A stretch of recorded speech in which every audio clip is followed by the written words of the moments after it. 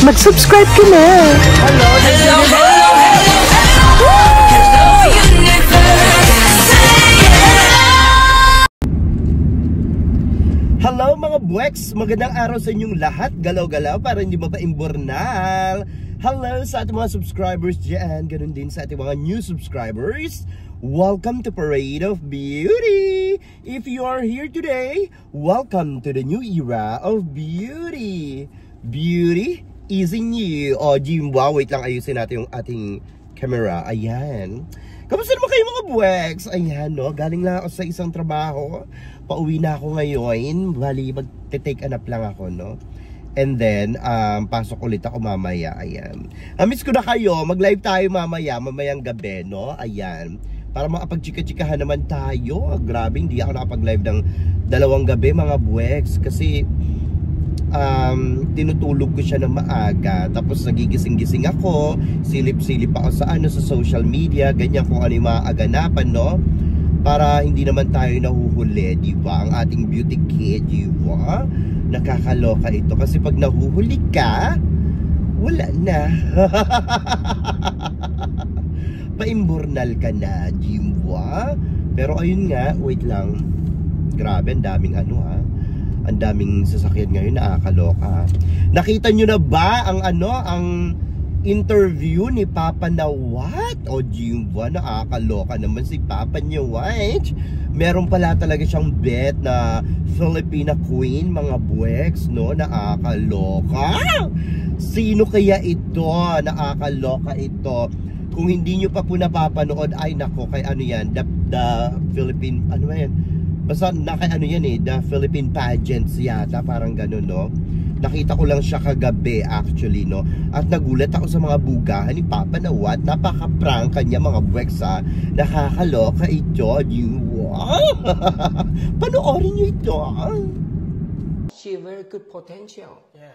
She very smart. We have one queen. She's shining.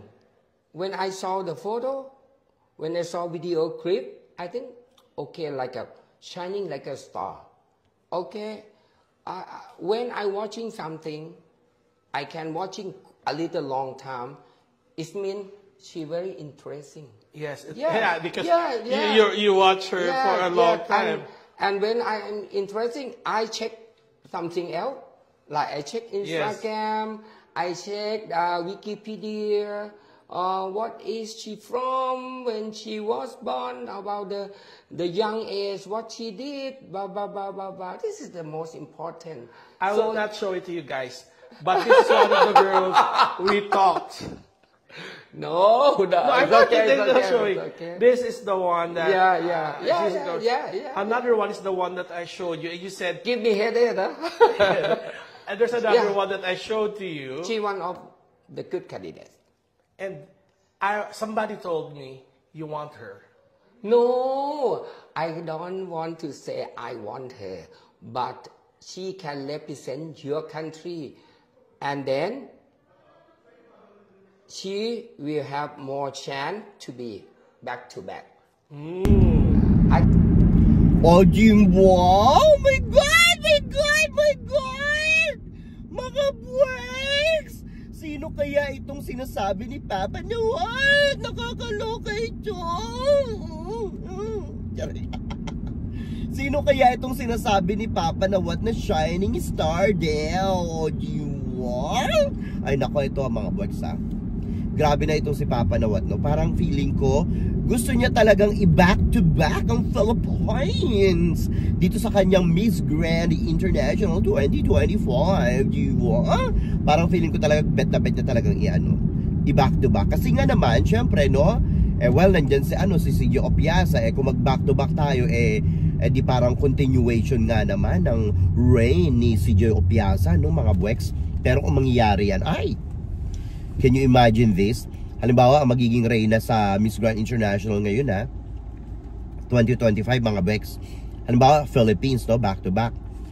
Tapos, no, kasama pa si CJ Opiasa, di ba? Di parang dalawa ang reigning queen ngayong taon, di ba? Nakakaloka ito. Parang nakikita ko dito ay Papa Nawat talagang eager, may eagerness, no? Na gusto niya talaga mag back to back ang Philippines sa Miss Grand International. Kasi nararamdaman ko na gustong-gusto niyang bumawi sa Philippines. Ngayon nga na nakita niya na prove niya na na ang Philippines talaga iba sumuporta sa isang beauty pageants or isang beauty pageant organization, mga buwet, no? Talaga namang ramdam niya ang love and support of the Filipino people. Nakakaloka naman ito. Pero ang tanong, isang malaking katanungan, mga buweks, sa tingin nyo, sino kaya itong shining star na sinasabi ni Papa Nawat? Ang sabi niya din ay very smart daw ito, mga buweks.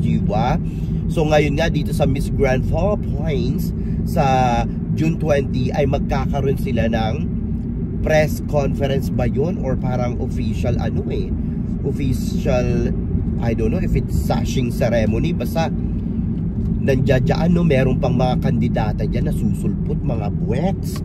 And nga mga napapabalita nga sa ating reliable source, etong si Gazini Ganados, Gazini Ganados, Dindi Pahares, ayan, no? At saka ito nga si Emma Tiglao, pero ito, mga buweks, ang pinakamaingay talaga ngayon, bukod kay Gazini Ganados, no? Etong si Michelle Marquez D. My gosh, mga buweks, no? Kung between dito kay Michelle Marquez D at saka kay Gazini Ganados, well, si Gazini Ganados talaga, mga buweks, kasi face card naman talaga itong babaitang ito, no? Talagang hindi mo itatapon ang kanyang pagbumukha, mga buweks. Talagang kung iaano mo tong si Gazini Ganados ay talagang Diyosahan ito, mga buweks. Talagang sobrang ganda, Pero tulad nga ng sinasabi ni Papa Nawat, no? Siyempre, dapat hindi lang ganda, Hindi na katulad ng dati sa Miss Grand International, lagi niyang hinahanap mga Diyosahan, Pero ngayon, iba na talaga ang mga kalibre dyan sa sa Miss Grand International. At napatunayan niya ni CJ Opiasa, mga buweks. Hindi lang dapat puro ganda, dapat smart, Tulad nga ng sinasabi ni Papa Nawat noon pa, hanggang ngayon, ayan dapat ang queen niya, mga buweks, dapat ang reyna niya, hindi yung laging may chaperon, no? Chaperon pala, ayan. Chaperon, punyeta, kahit ano yan, Isa lang ang meaning yan. Yun ang gusto niya yung independent, no? Yung marunong mag-makeup, marunong makipag-communicate, Hindi yung, kasi sinasabi ni Papa Nawat, they are very busy, no? They are very busy sa mga businesses nila sa Thailand. Si Papa Nawat, and of course, si Mama Teresa, no? Siyempre, ang dami nilang papaygents, ang dami nilang businesses dyan, no?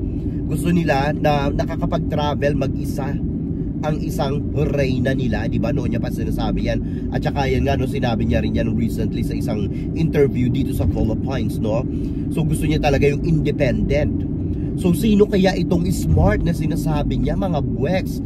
Alam naman natin itong si Gazini Ganados, talagang confess talaga, no? Pero kung sasabihin mong bulaan ng bunganga, mga buweks, ay si MMD ito, mga buweks. Tingin ko si MMD ang sinasabi nito. Kasi tinignan niya daw ang well, pero sa mataas ang following ni MMD at saka ni Gazini Ganados, no? Sa Instagram. At saka magaganda rin yung mga uploads nila dun, yung mga content nila. Pero ito talagang sa MMD, yung mga maraming uploads talaga, no? Every day meron siya mga pasabog, si Gazini Ganados kasi, mga buweks, parang hindi naman bihira, pero hindi siya ganun ka-active, no, na nag-a-upload sa Instagram. So feeling ko talagang sinasabi ni Papa Nawat dito sa MMD, mga buweks, kasi lagi ito may mga ini-endorse na ina-upload dyan, no? Everyday merong mga uploads, tapos may mga videos, and sabi ni Papa Nawat, pinapanood niya na yung mga videos. So ibig sabihin, sinisilip-silip na nito talaga sa MMD, Nakakaloka ito, mga buweks. Feeling ko talagang sa MMD tinutukoy ni Papa Nawat, kasi nga syempre, ayan, maganda, no?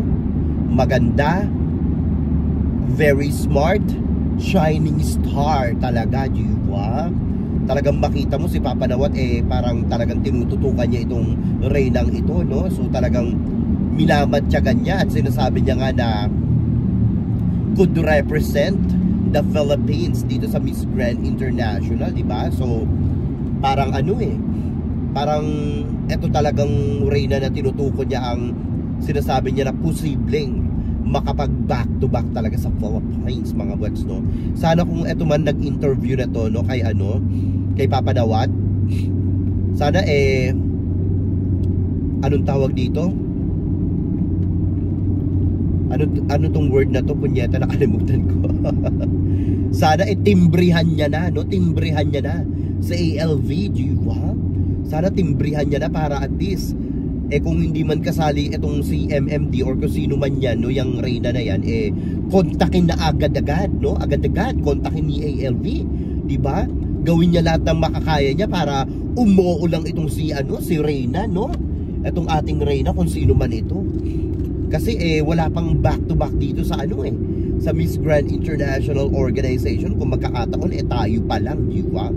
Tapos the rest is a history, no? Kung hindi na tayo palarin dyan sa Miss Grand International, basta at least may corona na tayo, nag-back to back pa tayo, di ba? So okay yan, win-win situation yan, di ba, mga boys? Kasi may back to back na dyan sa sa Miss Grand International, hindi yung back to back na magkasunod na taon na. Ibig sabihin back to back country talaga, yung Peru, di ba? 2 beses lang nakoronahan dyan sa sa Vichin, di ba? Yung una, yung nag-host ng Vichin, nakoronahan yung Peru. Tapos ito namang si Luciana Fuster, no, nung 2023, di ba? Kung natatandaan nyo. So ayan, no, baka naman mamaya atong back to back na to talagang, alam niyo yun, iba kasi pag back to back, mga puts, di ba? Katulad sa Miss Universe, di ba, wala naman nagba-back to back yan. First time ang Venezuela, pero hindi na naulit, di ba? So baka naman, no, kung sa MMD talaga to, or sino ba ito? Celeste Cortez ba ito? Or si ito?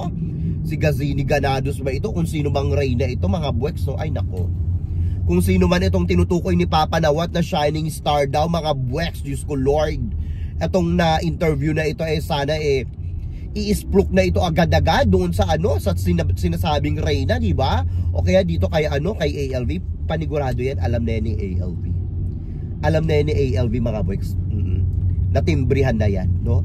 Kaya pag lumutang dyan sa MMD, alam nyo na siya yung sinasabi, no? O kaya si Celeste Cortez, di ba? O kaya baka natimbrihan na rin itong reyna mismo, di ba? Hindi imposible yan, mga boys. Syempre yung mga media dyan, or content creators, no, na nag-i-interview, no, na ganyan, no? Kumbaga, syempre may mga contact yan sa mga handlers, no, na mga reyna natin. So panigurado na timbrihan na yan, mga boys. Panigurado yan, no? But anyway, mga boys, sa tingin nyo, sino kaya itong tinutukoy ni Papa Nawat na shining star daw, na gusto niyang makita na lumaban, mag-represent ng Philippines sa Miss Grand International? Ayan, na posible daw na mag-back to back sa corona ng Philippines ngayong taon dito sa Miss Grand International Organization. Nakakaloka ito, nakaka-goosebumps, mga buweks. Parang hindi mo lubos maisip na may ganyan palang iniisip si Papa Nawat, no, na talagang from the Philippines talaga mayroon siyang napipiga-piga, no, na talagang pangmalakasan para sa kanyang no, para sa kanyang organization. Talaga nga naman pagdikalibre talagang kandidata, no, from the Philippines, mga buweks. Talagang maakadagdag yan sa dignidad, no, sa integridad at kredibilidad ng organization ni Papa Nawat, no. Talagang malulokang mga organization pag nakita itong kandidatang ito ng Pilipinas, no, na dikalibre makikita sa Miss Grand International. Ay, mga buweks, baka talaga maging major pageants na kaagad itong Miss Grand International Organization. At matuwa naman tong si Papa Nawat, yung mga buweks. Anyway, mga buweks, ano ba sabi nyo dito sa ating mga chika ngayong araw na ito? Mag-ingay kayo sa ating comment section para makita ko rin ang inyong mga opinionin. Hanggang sa susunod natin mga chika-chikahain. Bye for now, mga buweks, and I love you all. Bye! See ya!